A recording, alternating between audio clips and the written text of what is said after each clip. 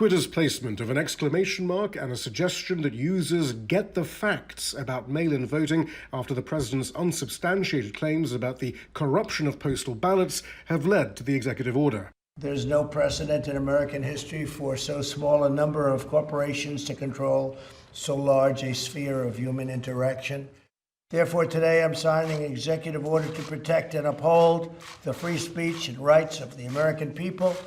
However, this is no crackdown. Instead, there will be a review of Section 230 of the Communications Decency Act that prevents internet companies from being sued over content. And he's calling for the Federal Communications Commission, Trade Commission, and state attorneys to look at placing new rules on social media companies to control editing, he says, to protect free speech. But the president does not have the legal authority to strike down Section 230, and he may face resistance from the FTC and FCC, independent bodies that have been reluctant in the past to take on policing the internet. He's talking about a review, which implies a period of time. It's not clear how much of this is saber rattling, right? There's things you can do with an executive order. There's things you can't do. There's probably litigation if they did try to do an executive order. This is a nuanced, complex issue. Republicans complain about censorship on social media platforms.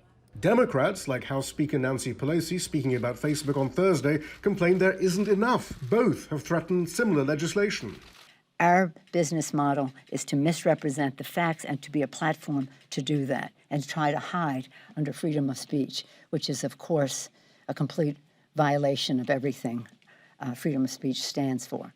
Both are also stepping into tricky territory about who decides what is acceptable and what isn't, an issue the framers of the Constitution were clear about. It should not be the government, but should it be the platforms themselves? But I don't think that Facebook or internet platforms in general should be arbiters of truth. I think that's a kind of a dangerous line to get down to in terms of deciding what is true and what isn't. Civil liberties advocates warn that private companies have their own commercial priorities and should not become gatekeepers of the truth. Facebook already censors content in consultation with governments around the world. The company fears being broken up, so it does its utmost to keep local authorities happy. And bipartisan support for doing just that has been growing. If Facebook and other platforms had less of a stranglehold over our daily discourse, it's argued, limiting free speech on their sites may not be necessary. Shihab, Rattansi, Al Jazeera, Washington.